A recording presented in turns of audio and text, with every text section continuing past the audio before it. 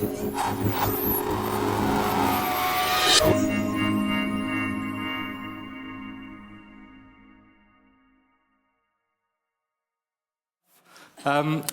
name is Ian Chapman. I'm from the Culham Centre for Fusion Energy. I imagine most of you have heard about fusion. This is the best, in fact, the only working fusion reactor that we have in our solar system at the moment. Beautiful, and produced most of the energy that we use in our lives today.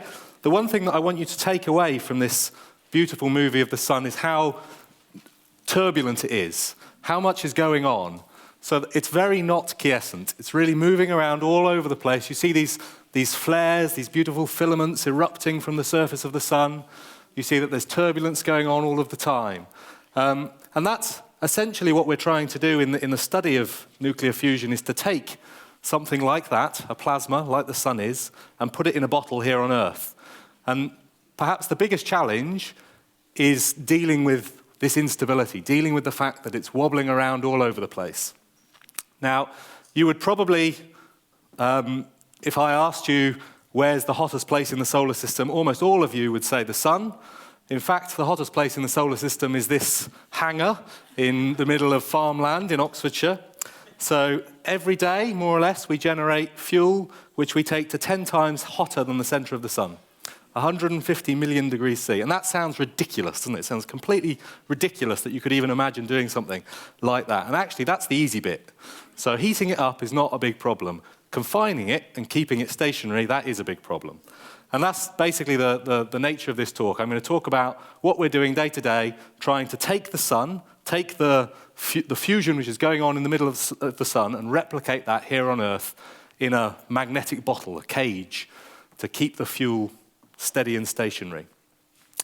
So as I say, a lot of you will have heard of fusion, and probably a lot of you will have heard the long foretold circumstance that fusion is always 30 years away. As prelude to the questions which come at the end, I will not give you an answer if you ask me how long till fusion.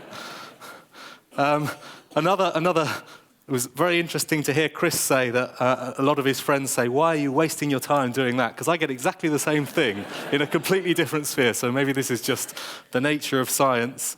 So through the course of this talk, what I hope that you'll come away with is a feeling for some of the progress which is actually being made in this field. So fusion always has been and always has offered this wonderful promise to mankind that we can find a fuel source which is effectively limitless. But it's really difficult to do, right? And so there's this joke about being 30 years away. So I hope that I convey some of the progress which is being made in this field.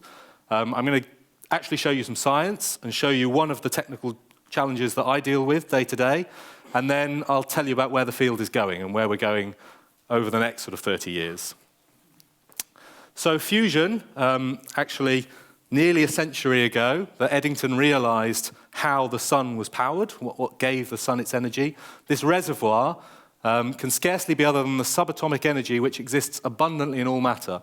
We sometimes dream that man will one day learn how to release it and use it for his own service. The store is well nigh inexhaustible, if only it could be tapped. And I really love this quotation because of that last bit, if only it could be tapped. And that's effectively what my job is, and what all the people that work in our community are doing. We're trying to replicate that, trying to tap that source for mankind's use. Now what we do is we take two isotopes of hydrogen, here deuterium, which is heavy hydrogen, and tritium, which is even heavier hydrogen. We take those two isotopes and we force them together. You force them at extreme speeds, force these isotopes together, at which point they'll fuse, they join together. Now, this is the only formula that I show you in the talk. From Einstein, E equals mc squared. The mass of these two things, the reactants, the deuterium and the tritium on the left-hand side, is less than the mass of the products on the right-hand side. Sorry, it's more than the mass of the products on the right-hand side. Let's get it the right way around, right? So you have a helium here, an alpha particle, and a neutron. And the neutron takes most of the energy. But the fact that there's a difference in the mass means that you get an energy. And actually, the energy produced when you fuse deuterium and tritium here is extremely high yield. So it's a very, very large amount of energy which comes out of fusion compared to out of nuclear fission, which we have in working reactors today. So in fact, if you actually do some simple numbers and work out how much energy is released, with just 1 mole, which is a few grams of the reactants, you produce a terajoule of energy. That would be enough energy for me for the rest of my life. And that we can get from relatively abundant fuel and not very much of it. So a bathtub of water and the lithium out of 2 laptop batteries, that would be enough fuel for me for the rest of my life, more or less. And that's assuming that I'm American and I burn my fuel at 20 kilowatt hours as well. So maybe it's 120 years worth of fuel.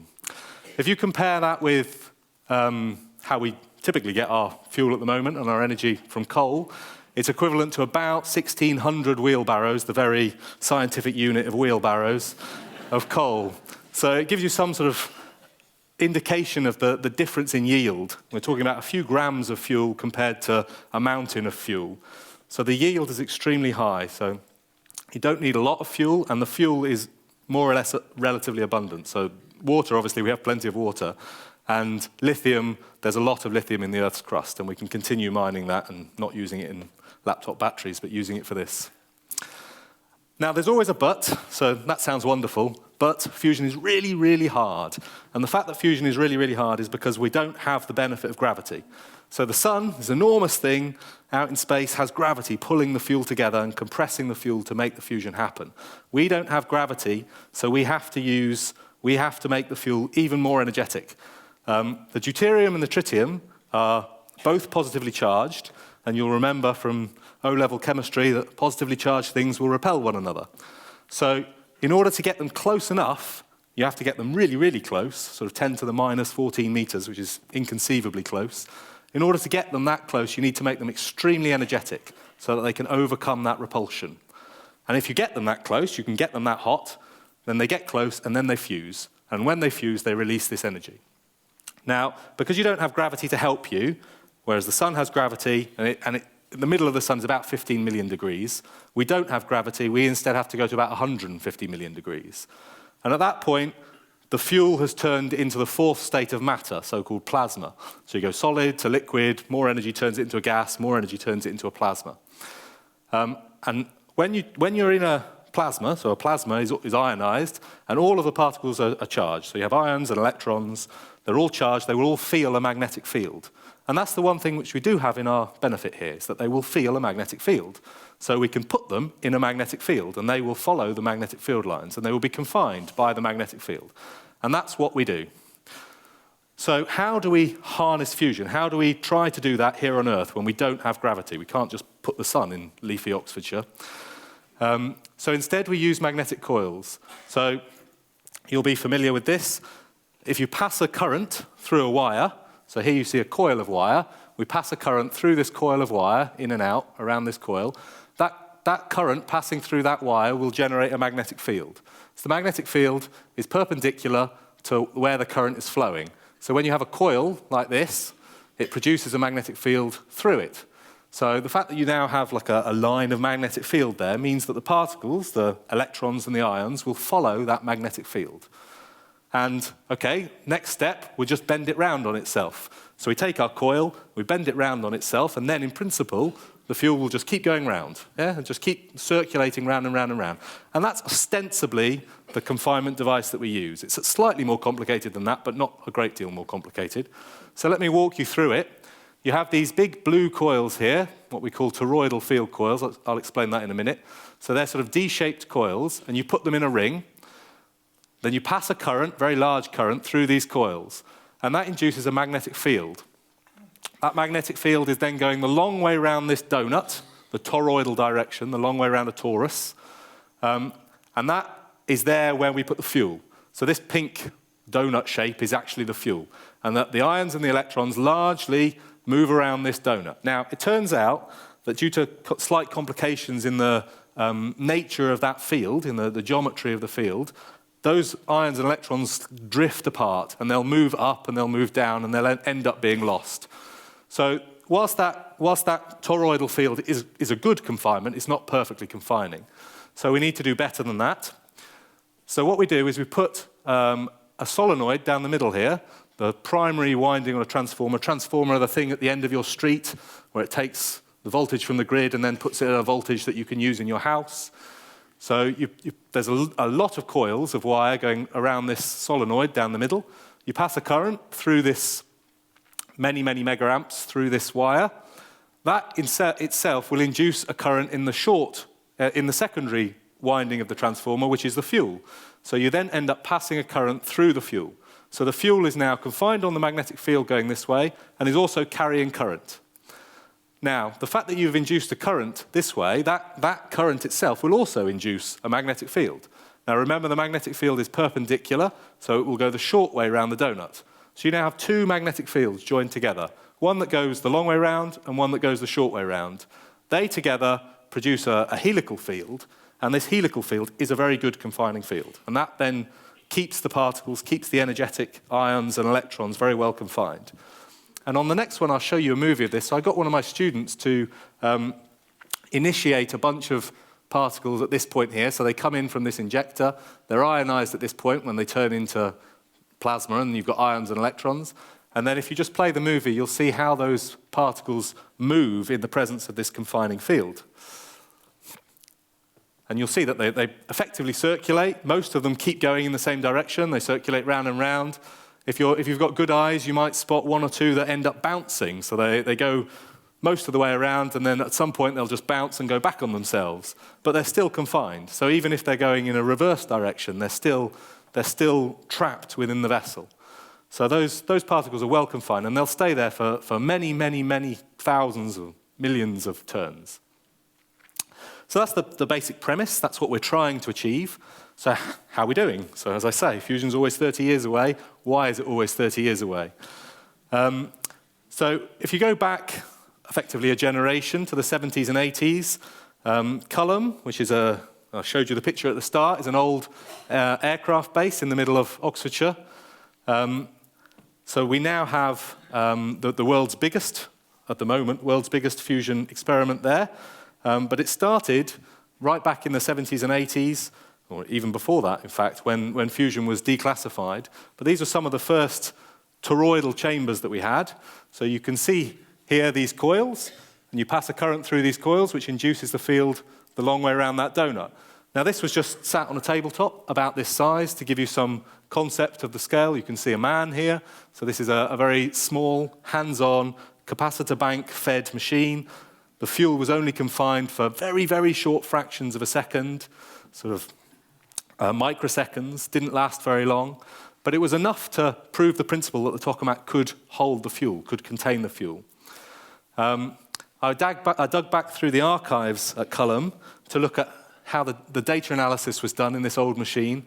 I really like this particular page that I found, because the date here is my wife's date of birth, so it tells me that really it is a generation ago. And this is how the data analysis was done. So these are oscilloscope traces and sort of handwritten scrawl on the side. And that's how data analysis was done in the 70s and 80s. This is where we are today. So it's a slight advance, you would say, in that period of time. This is the world's biggest fusion experiment at the moment, called the Joint European Torus. This is an experiment that's operated here in the UK on behalf of Europe. So who knows what happens in 4 months' time? But nominally today, whilst we are in Europe, we operate it on behalf of all of our European partners, and they participate as well, of course, and regularly come to do experiments. This machine is now a lot bigger in scale, so there is no man. But, okay, so this cubicle up here is about the same size as a fridge freezer, so it's about my height, about the same size as me if I put on a bit of beef. So this is roughly a man, to give you some sort of concept of scale. And this is a much bigger machine now than we were looking at. Also, the technology has advanced a huge way. So that first machine, Tosca, that I showed you, was just powered by capacitor banks, very, very short pulse, very, very cheap and dirty to put together. In JET, the technology has advanced such a long way that all of that, the machine, there's many, many tens of thousands of components, were all installed recently with robotic engineering, remote handling. So here's a man in the loop. This guy sits about 50 meters away from the machine and never picks up an actual screwdriver. But he controls this snake, which comes in and winds its way around the vessel. And there's actually two of these. One comes in the other side. One is the slave and holds all the tools and all the components that you need. And this guy here, the robot, has a bunch of cameras and installs all of the tiles and components in the vessel. And I'll show you the complexity of the vessel. So you can see just how many small, tiny little components there are at the bottom. There's literally hundreds of thousands of these tiles all the way around, all installed by this guy with these cameras and a man in the loop. So it shows you how far the field has come when you compare the oscilloscope traces to an ability to be able to do that and refit the entire vessel remotely with robots like that. So the field has moved on a great deal. And it works, okay? So in 1997, which was the last time that the community fused deuterium and tritium, most of the time we just use deuterium. Tritium is very expensive, so we don't use tritium very often. In a reactor, we would breed it ourselves, so it would be self-sufficient, so you wouldn't have to worry about the cost. But in our current day machines, we don't breed it, and therefore we have to get it from other sources. It's a commodity, it's very expensive. We don't do it very often. However, when we did do it, you see that we produced 16 megawatts here in JET. 16 megawatts is a reasonable amount of energy. It's not commercial. You certainly wouldn't ever put that onto the grid, but it's a reasonable amount of energy. The big problem is that 16 megawatts was generated having put 25 megawatts into the machine, right? So nobody's going to pay you to do that. Now, really that's just a question of scale. If you build the reactor bigger, it will confine the fuel for much longer, and the fusion yield which comes out is much, much higher. So effectively what we need to do is build a bigger machine, and that's what is happening at the moment. We are building almost a scaled-up version of JET. That will be, I hope, operational within the next 10 years. And that, instead of putting in 25 and getting out 16, in the next step device, we'll put in 50 and get out 500. And that's the aim of the machine. So it's not going to put electricity onto the grid. It's not designed to do that. It is an experiment. It's a proof of principle.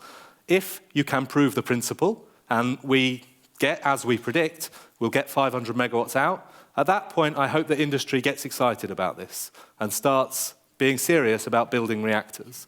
But, this is experimental science. We have to show that it works first. We have absolute confidence that we've designed it correctly and that we understand enough of the processes which are going on for that to be true, but we still have to demonstrate it. And that's the big challenge for us over the next few years, is to demonstrate exactly that. So in preparation for that, and I will tell you about that machine in a minute, but in preparation for that, I thought I'd give you an example of one of the technical challenges that we have every day. Now, if you remember back at the start, I showed you that movie of the sun. And the sun was moving around all over the place. It was very turbulent. It had these beautiful filaments coming out of it. Now, that's a plasma at extreme temperatures. Lo and behold, when we do it in the laboratory and we generate a plasma at extreme temperatures, we get very similar phenomena. So you can see these filaments, these connected filaments bursting out at the edge. If I just freeze that, so you can see it really is a continuous filament there, and it's very well aligned along the magnetic field. Just as these things happen in the sun, they follow the magnetic field. Now, these things, whilst aesthetically beautiful, are a bit of a pain in the arse, I must say, in that they take with them a significant amount of energy. So that burst, that eruption, can take with it a few % of the stored energy of the whole fuel. So on the next step device that we're building, this one that's being built in the south of France, every time that happens, and we think it will probably happen a few times a second, every time it happens, it could take 20 megajoules in 500 microseconds. So this is huge heat flux. That would be putting heat flux onto the vessel walls, which the materials that the vessel is built from will not withstand. So you'd end up melting local parts of your reactor. And clearly this is not acceptable. The regulator will not accept this, and nor should the investors. So we need to find a way of dealing with this. So we have to, instead of releasing about 20 megajoules, we have to find a way that every time one of those things happens, it only reduces 1 megajoule. And we've tried doing this. We've had lots of different ideas of doing this. The most successful, I would say, is to deliberately degrade the confinement, to make it the fuel locally worse confined. Now, so we had one demonstration with a glass of water. I'm going to go to an even cheaper, because we're in government austerity times, demonstration with literally no expense spent, and ask you to use your imagination. So what's happening here is, I like to use the analogy of a pan of water. So you put a pan of water on a stove in your kitchen, turn on the gas, and start heating it up. And that's what we're doing in a fusion reactor. We're ploughing energy in and making it hot in the middle. So the water is getting hotter and hotter and hotter. Now, you put the lid on that pan of water. At some point, the pressure is going to get too big. Yeah? So you'll see more and more steam between the water and the lid, and eventually that pressure, that steam pressure, will get so big that it will cause the lid to pop off, and there'll be a local excursion of steam out of the pan. And that's roughly what's going on here. So we've confined the fuel so well, the fuel is so well confined within our magnetic bottle, and we're heating it, we're making it hotter and hotter and hotter.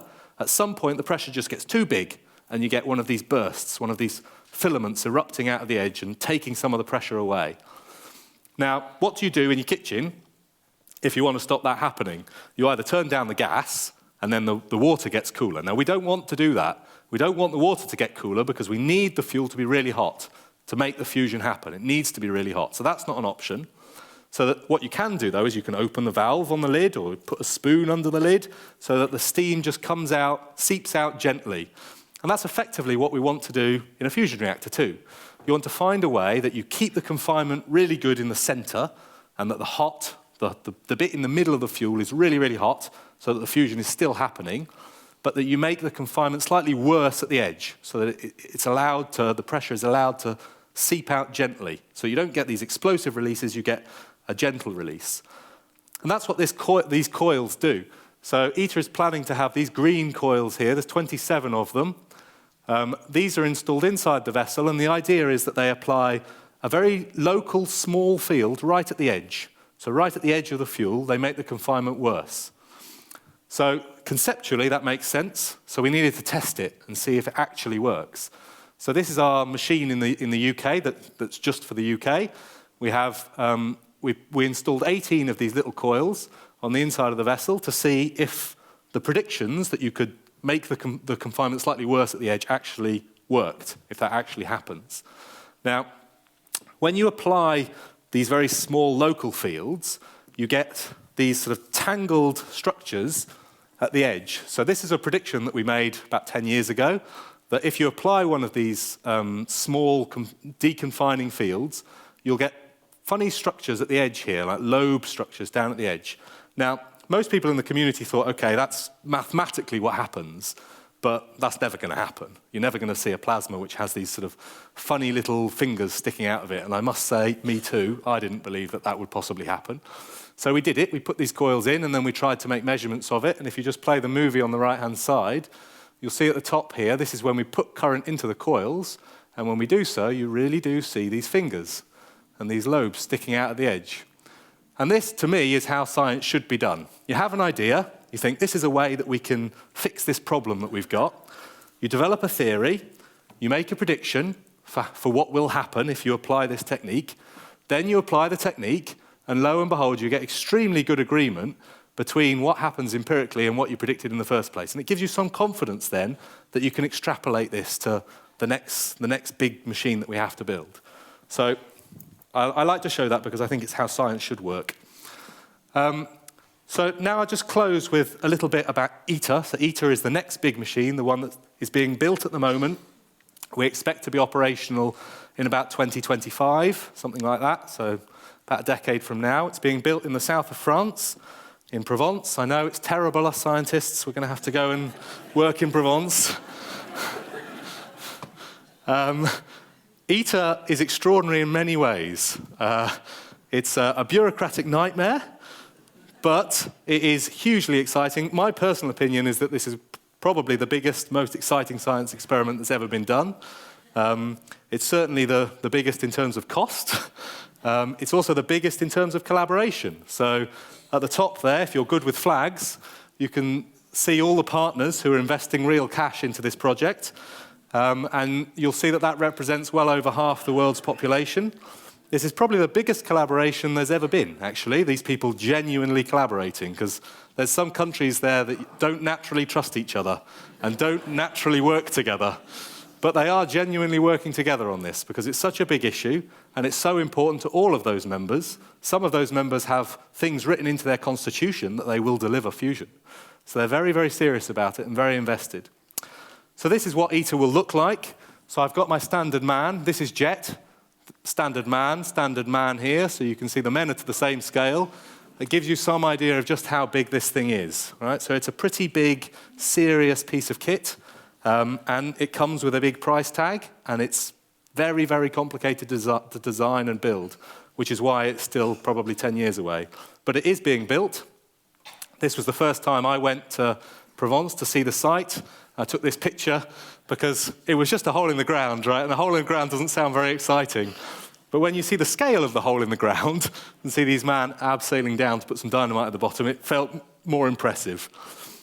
Eventually, that hole in the ground 2 years later they poured concrete into it and put seismic protection in because you're building something which is upwards of £15 billion, so it's extremely expensive, and in all wisdom, you've built it in a slightly seismically active area. So you have to have these protection plates at the bottom to make sure that nothing bad happens to your very large investment. About a year later, this is now looking down from the top to give you some scale. This is about 80 meters up, about 120 meters across. Ultimately, it will come about 80 meters out of the ground. It's a huge amount of concrete, a lot of concrete, 7,500 tons of steel. I always tell people it's like Wembley. It's roughly the same amount of steel, it's roughly the same dimensions as Wembley. And like Wembley, it's roughly 2 times over budget and roughly 2 times late. But it will happen, okay? It will happen. And slowly it's now coming out of the ground. So you can at this stage begin to see the shape of the machine. So all of these wire cages here are where the coils will sit. So you'll have those coils going the long way around to give you the magnetic cage. This bit in the middle is where the solenoid will sit to induce the current in the plasma. And it's slowly beginning to look like what we think of as a tokamak, as a confining device. Just bringing things to ITER is a big issue. So these are big coils, big coils.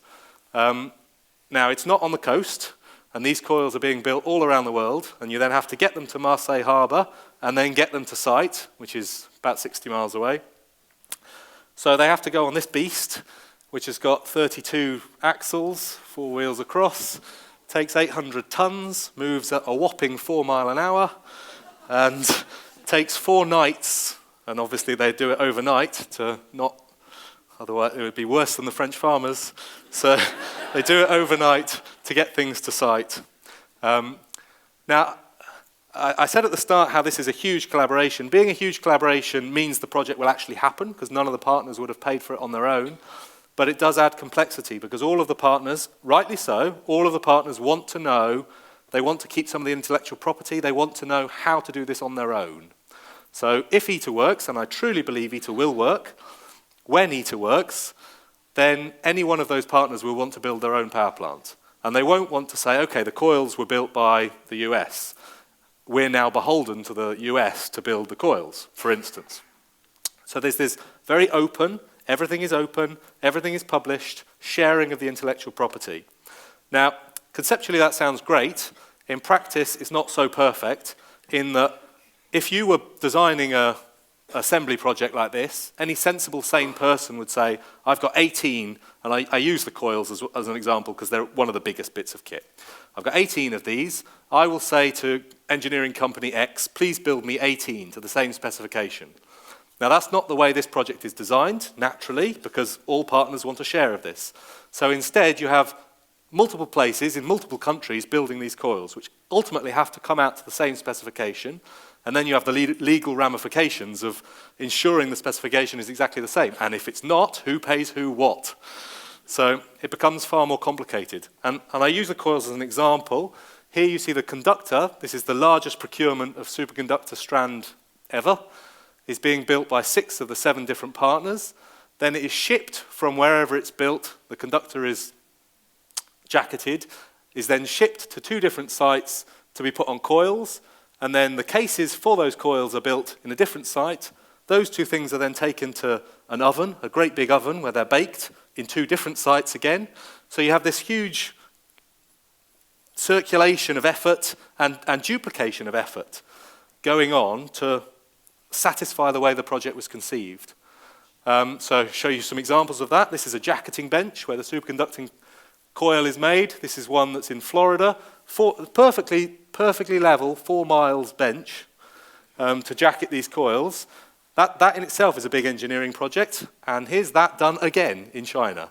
So you don't just do it once, you do it multiple times.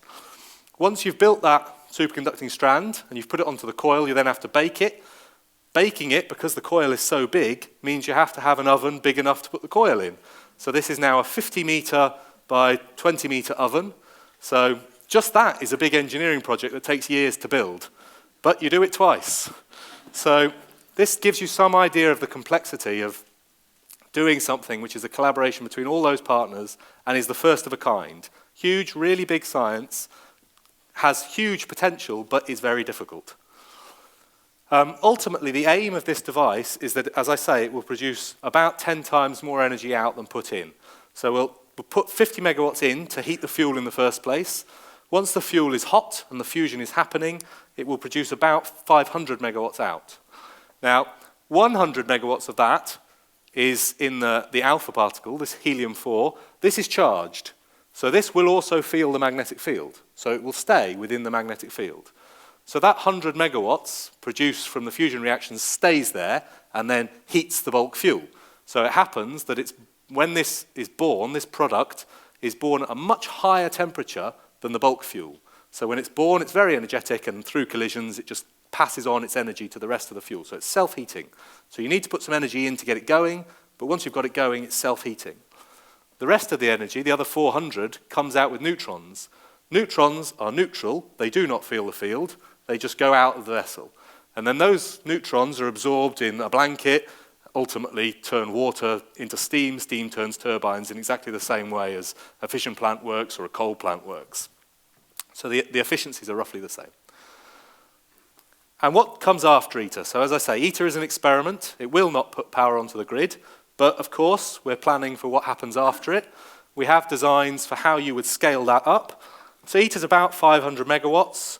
Now, 500 megawatts is not that much. In fact, it's very small in terms of reactors. If you look at a fission reactor or a coal plant, these are usually 1 or 2 gigawatts. So you need to be bigger still. So we have a design for a demonstration reactor, which, with a trailing wind and the right investment, we could build by the 2050s, I would guess, something like that, which is a bit bigger still than ITER. ITER's quite big, it's a bit bigger still. So rather than 6 meters across, it's about 9 meters across. So it's scaled up a bit more, and that gives you a bigger yield. So you could imagine building one of these at about 1 gigawatt electric. In parallel, this would be very expensive, right? This would be tens of billions to build one of these units. So in parallel, the UK has a program to try and look at, can we make fusion smaller and cheaper? So once ITER works, and ITER is a real proof of principle, can you do that in a more compact way?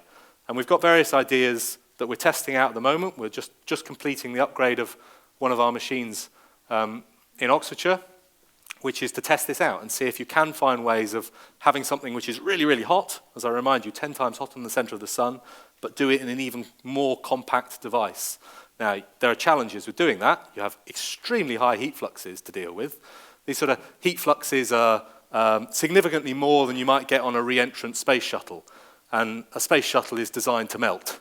So that gives you some idea of the heat fluxes that we're talking about. But we've got ideas of how we're going to test that out. And that's exactly what we're doing in this device at the moment, is to test some of those ideas. So I will close there. I'd say fusion is safe. Fusion has more or less no long-lived radioactive waste legacy. The fuel is relatively abundant. There's no carbon produced from it. It can, in principle, be a continuous supply, so it's not like other renewables where you have to wait for the sun to shine or the wind to blow. It's in principle continuous, and it doesn't use very much land, but it's really, really hard. So Eddington said a century ago, we sometimes dream that man will one day learn how to release it and use it for his own service. Now, that dream is still there. We're still trying really hard to do it. We've just got to finish the job. Thank you for your time, and if you're interested, please look there.